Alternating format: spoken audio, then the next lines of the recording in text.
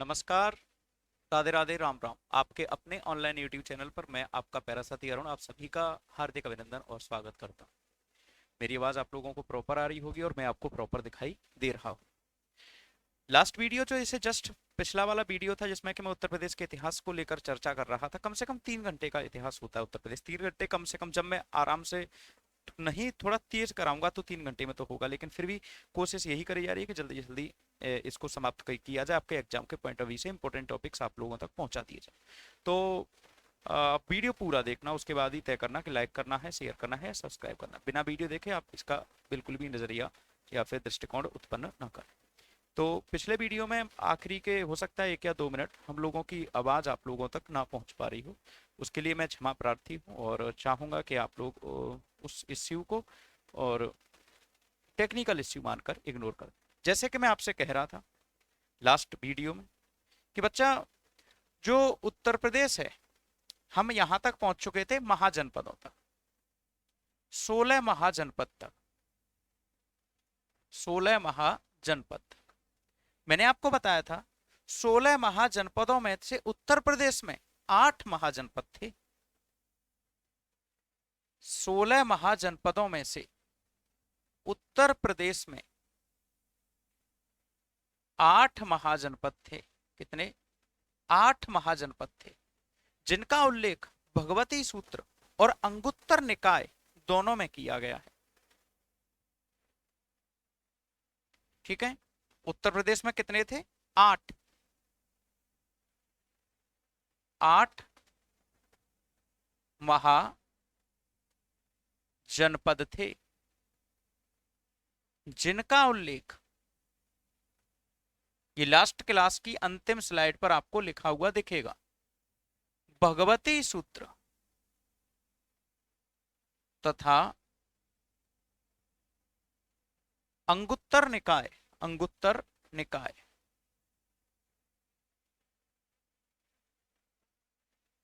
निकाय में किया गया है। ये दोनों ही ग्रंथ याद रखने हैं, भगवती सूत्र और अंगुत्तर निकाय, है ना। जैन धर्म के इंपॉर्टेंट ग्रंथ हैं, तो दोनों याद रखने हैं आपको, भगवती सूत्र और अंगुत्तर निकाय किस धर्म के हैं और किनमें महाजनपदों का पहली बार उल्लेख किया गया है। भगवती सूत्र और अंगुत्तर निकाय में वे महाजनपद कौन से हैं? पहला है भैया काशी। पहला कौन सा है बच्चा? काशी। पहला, दूसरा, तीसरा, चौथा। तो पहला लिख देते हैं इधर, कौन सा बच्चा? काशी। काशी कहां पर है? वाराणसी के एरिया को आजकल हम काशी कहते हैं। इसकी राजधानी भी कौन सी थी? वाराणसी। दूसरा था सूरसेन। सूरसेन आप कहेंगे हम सब ने सुना है, क्योंकि इसकी राजधानी थी मथुरा, और मथुरा के आसपास का क्षेत्र क्या कहलाता था उस समय? सूरसेन। क्लियर। तीसरा था कौशल। कौशल, और कौशल जो महाजनपद था उसकी राजधानी थी श्रावस्ती। कौन सी थी? श्रावस्ती। इसके बाद है अगला कुरु। कुरु, और कुरु राजधानी है इंद्रप्रस्थ। कुरु की राजधानी कहां थी? इंद्रप्रस्थ। बच्चा याद रखने, पूछ लेगा आपसे, ये इंपॉर्टेंट है, 8 ही लिखवाऊंगा, 8, 16 नहीं लिखवा रहा, इंपॉर्टेंट है, याद रखना है ना। अब ये आपसे कहेगा कि इंद्रप्रस्थ कौन सा था? तो जो मेरठ और दिल्ली,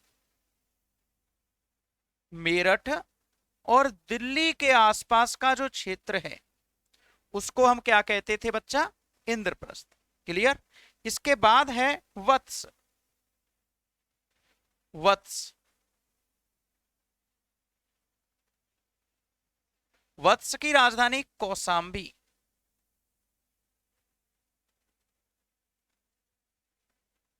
कौन सी? कौसाम्बी। क्लियर। वत्स 5 हो गए। वत्स की राजधानी कौसाम्बी। छठवां है मल्ल। मल्ल। सातवां है चेदी। ये चेदी। अब यहां से सवाल ये बहुत कम है संभावना पूछने की कि कौन से थे, ये जरूर पूछ लेगा चेदी किसके आसपास का क्षेत्र कहलाता था। पांचाल,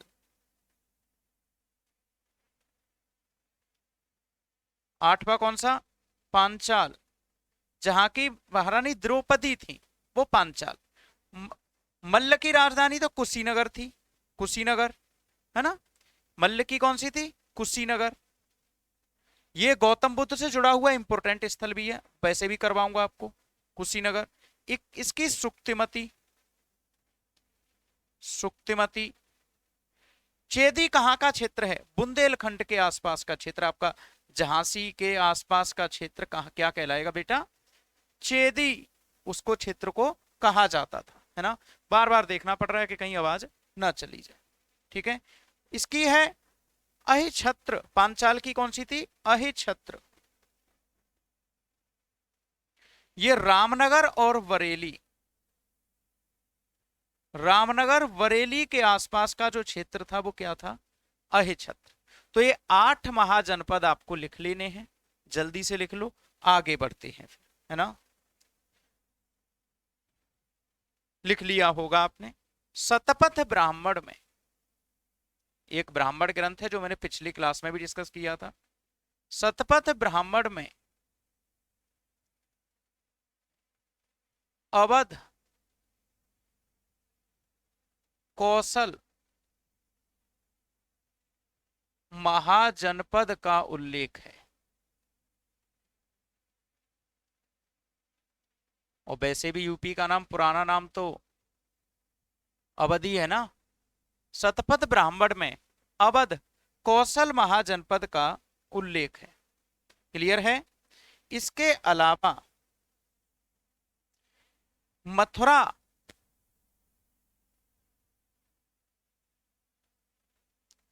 जैन धर्म का प्रमुख केंद्र था।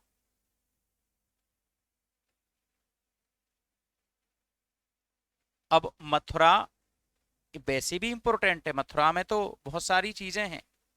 देखो, Deendayal Upadhyay veterinary college, veterinary college, veterinary, जो पशु चिकित्सा संस्थान होते हैं ना वो लिख लो, वेटनरी कॉलेज, पशु चिकित्सा संस्थान, है ना। जैन 84 से, जैन 84 से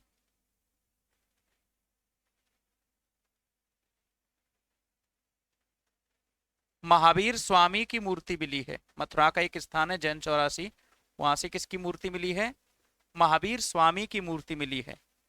कंकाली खेड़ा से,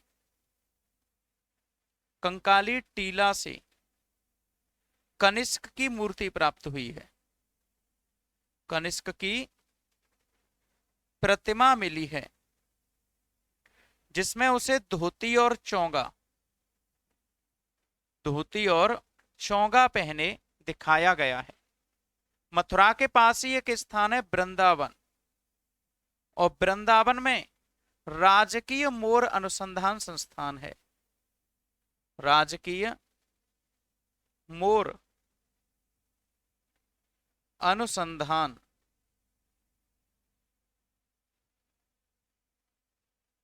संस्थान, राजकीय मोर अनुसंधान संस्थान।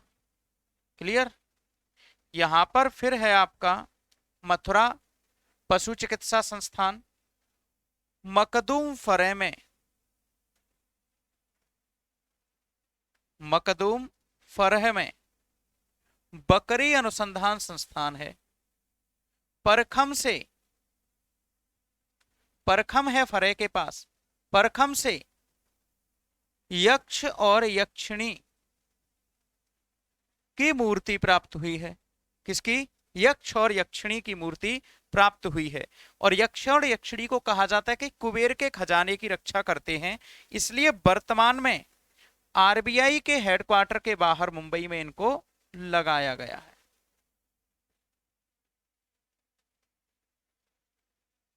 क्योंकि हमारा कुबेर का खजाना कहाँ है, आरबीआई में। तो धीरे धीरे करके हम लोग पढ़ रहे हैं और इंपॉर्टेंट चीजें हैं। कौशल महाजनपद का उल्लेख किसमें भी है? ब्राह्मण, शतपथ ब्राह्मण। मथुरा किस धर्म का केंद्र था? तो याद रखिए जैन धर्म का। यहाँ पर पशु चिकित्सा संस्थान भी है। जैन 84 से महावीर स्वामी की मूर्ति, कंकाली टीला से कनिष्क की प्रतिमा, मकदूम फरे से बकरी अनुसंधान संस्थान है। पूरा ही लिख दे रहा हूं, बकरी अनुसंधान संस्थान है।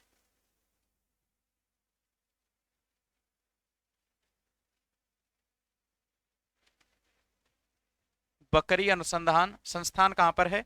मकदूम फरे में। एक बार स्क्रीनशॉट लो या फिर इसको लिख लो, और समझ में ना आए तो पूछ लेना, है ना। चलो आगे बढ़ते हैं।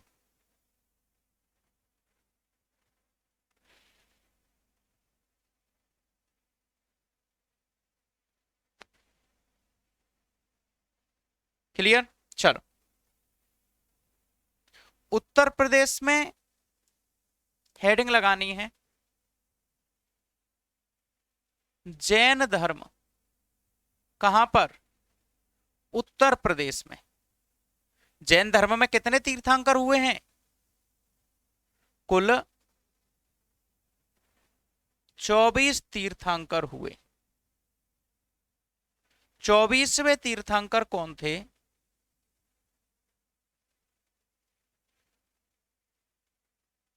महावीर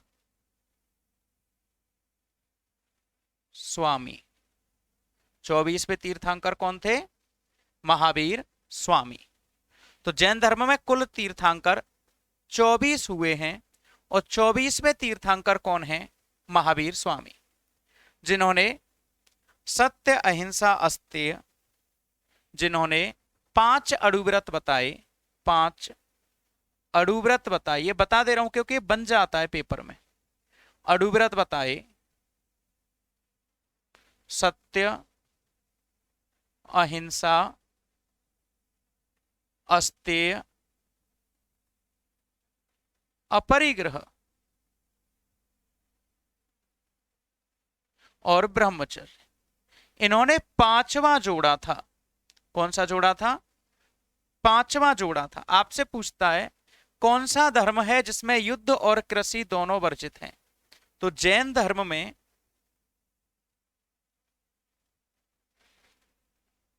युद्ध, जैन धर्म में युद्ध व कृषि दोनों वर्जित हैं, क्योंकि इस धर्म में, जैन धर्म में बेसिक किसकी बात कही गई है? अहिंसा। और इनका मानना है कि युद्ध होगा तो जीव मरेंगे, और कृषि होगी तो भी जीव मरेंगे। इसलिए जैन धर्म में युद्ध और कृषि दोनों वर्जित हैं। ज्यादातर जैनी जो होते हैं वो व्यापार पर फोकस करते हैं, इसलिए ये धर्म ज्यादातर किसके ऊपर, किस वर्ग में ज्यादा प्रचारित है? आजकल भी, वर्तमान में भी देखें तो व्यापारियों में, है ना। जैन धर्म, जिनका अर्थ है विजेता। जिनका अर्थ क्या है? विजेता। जिसने अपनी इंद्रियों को जीत लिया हो, जिसने अपनी इंद्रियों को जीत लिया हो, उसको कहते हैं हम विजेता। कोई दिक्कत तो नहीं है? अब आप ये वाली बात याद रखिए, जैन धर्म जिन शब्द से बना है, जिसका अर्थ है विजेता। कुल 24 तीर्थंकर हुए। 24वें तीर्थंकर महावीर स्वामी हैं। 5 अड़ुव्रत इन्होंने बताए थे। कौन से? सत्य अहिंसा अस्तेय अपरिग्रह और ब्रह्मचर्य। ये वाली बात याद रखोगे कि नहीं? अच्छा, जैन धर्म में त्रिपिटक का बड़ा महत्व है। जैन धर्म में वो क्या हो जाएगा फिर, वो लेंदी हो जाएगा ज्यादा, क्योंकि हम पढ़ यूपी के परिप्रेक्ष्य में रहे और बता आपको पूरा रहा हूं तो वीडियो लेंदी हो जाएंगे। इसलिए आप इतना इसको लिखिए, फिर मैं अगला वीडियो बढ़ाता हूँ, छोड़िए उसको, है ना। वो आपको अलग से ही धर्म करवा दूंगा किसी वीडियो में लाके, तब हो जाएगा, है ना। अब देखो इसमें कौन से जैन धर्म के तीर्थंकर, जैन धर्म के वे तीर्थंकर जिनका जन्म यूपी में हुआ, उत्तर प्रदेश में हुआ, वे तीर्थंकर कौन से हैं? देखो, पहला, दूसरा, तीसरा, चौथा कौन सा है? देखो भाई, पहले हैं ऋषभदेव अजितनाथ। अब दोनों के नाम इकट्ठे क्यों लिए? क्योंकि दोनों का जन्म एक ही स्थान पर हुआ है। कहां पर हुआ है भाई? अयोध्या। अयोध्या सरयू नदी के किनारे बसा हुआ है। किस नदी के किनारे? सरयू। तो ये पहला याद रखना है। ऋषभदेव और अजितनाथ का जन्म कहां पर हुआ? अयोध्या। संभवनाथ श्रावस्ती। संभवनाथ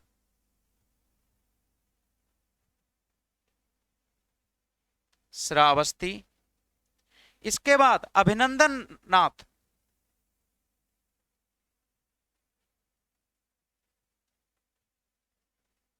इनका भी कहां हुआ? अयोध्या। देखो अयोध्या इंपोर्टेंट है। अभी राम मंदिर भी बना अयोध्या में, अरुण योगीराज ने बनाया उसकी मूर्ति को, तो ये आपको याद रखना। सुमितनाथ फिर से अयोध्या। सुमितनाथ अयोध्या। एक है आपके पदम प्रभु। कौन से? पदम प्रभु कौशाम्बी। इंपोर्टेंट है पदम प्रभु, ये पूछ लेगा पदम प्रभु का जन्म कहां हुआ भैया? कौशाम्बी। एक है सुपार्श्वनाथ वाराणसी।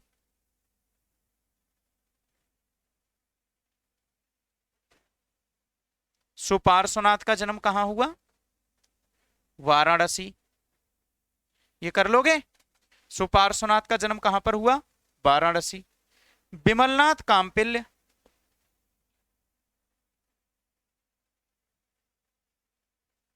बिमल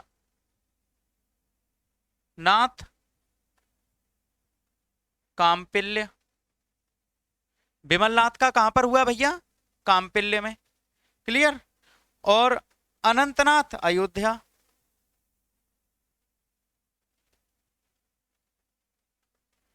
अनंतनाथ अयोध्या। अयोध्या में खूब जन्म हुए हैं। और अंतिम बचे हैं पार्श्वनाथ। पार्श्वनाथ का जन्म कहां पर हुआ? वाराणसी। ये मैंने करवाई आपको कि जैन धर्म के वे तीर्थंकर जिनका जन्म यूपी में हुआ या फिर यूपी से संबंध रहे, तो यहां से सवाल बन सकता है। जैन धर्म का आपको केंद्र करा दिया। जैन धर्म का केंद्र मथुरा ही था, याद रखना। मथुरा ही केंद्र था जैन धर्म का यूपी में। जैन धर्म की यहां से मूर्तियां भी मिली हैं। दो ही कला विकसित थी मूर्ति कला, मूर्ति के मामले में। या तो पाकिस्तान का एक स्थान था गांधार, और या फिर ये अपना भारत का कौन सा है? मथुरा। दो ही स्थान महत्वपूर्ण थे। क्लियर है? चलो अगला करते हैं बौद्ध धर्म। बौद्ध धर्म छोटी छोटी बातें। बौद्ध धर्म देखो, माता पिता जन्म कहां पर है वो तो आप सभी को पता खुद से भी रहना चाहिए। नहीं तो मैं कुछ वीडियो ले आऊंगा, उनको आपको दिखा दूंगा कि कहां पर कैसे जन्म हुआ था इनका। तो अभी तो बात करते हैं हम बौद्ध। बुद्ध नामक शब्द से बना है जिसका अर्थ होता है प्रकाशमान अथवा जागृत। प्रकाशमान अथवा जागृत, है ना। बुद्ध शब्द का अर्थ क्या है? प्रकाशमान अथवा जागृत। उत्तर प्रदेश को, यूपी को बौद्ध धर्म का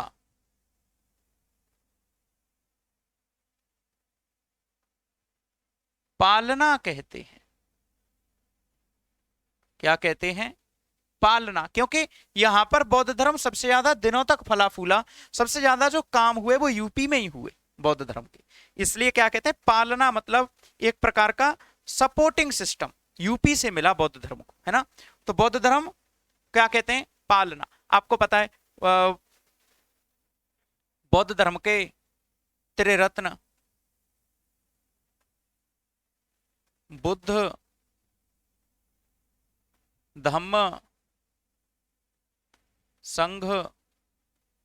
एक प्रथम महिला याद रखनी है, प्रजापति गौतमी। ये सवाल वो हैं जो आपसे पूछ लेगा। मौसी थी गौतम बुद्ध की, प्रजापति गौतमी, ये याद रखने। वैसे मैं बौद्ध धर्म और जैन धर्म आपको किसी दिन 2 घंटे की कंटिन्यू क्लास करवा के उसमें खत्म करवा दूंगा, है ना। इसके बाद महिलाओं को शुरुआत में प्रवेश नहीं मिलता था, चोरों को प्रवेश नहीं मिलता था, अल्पवयस्क को प्रवेश नहीं मिलता था, बीमार को, कोढ़ी को, विकलांग को, इनको प्रवेश नहीं मिलता था।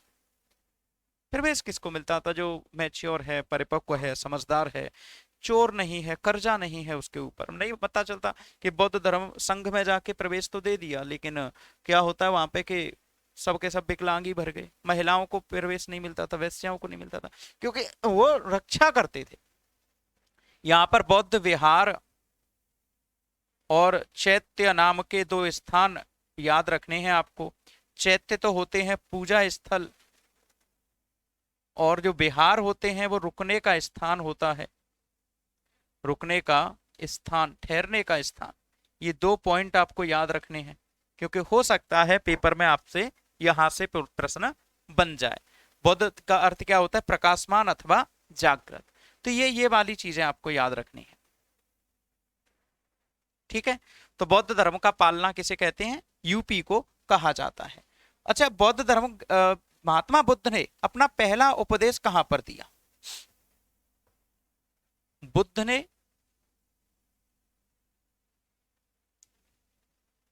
अपना प्रथम उपदेश सारनाथ,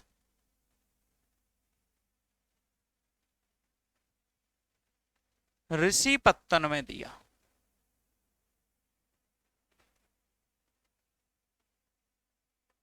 और इस उपदेश को कहते हैं धर्म चक्र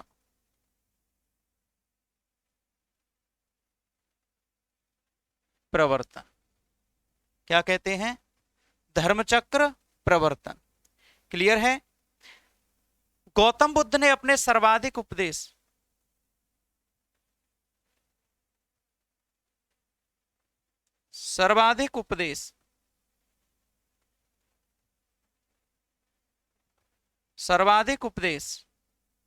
श्रावस्ती में दिए। ये सवाल बहुत इंपॉर्टेंट है।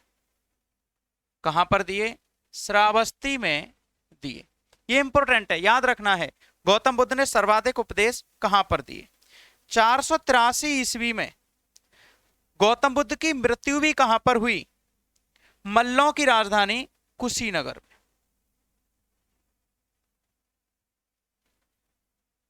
बीसी में गौतम बुद्ध की मृत्यु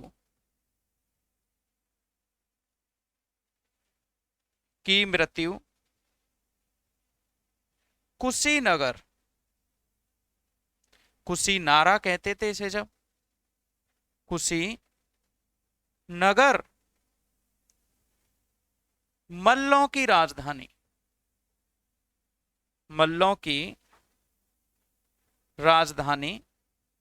में हुई। तो ये वाली बात भी आपको याद रखनी है कि मल्लों की राजधानी कुशीनगर में किसकी मृत्यु हुई? गौतम बुद्ध की। तो ये वाला वीडियो यूपी जीके में अब तक का मेरे ख्याल से सबसे छोटा वीडियो रहेगा।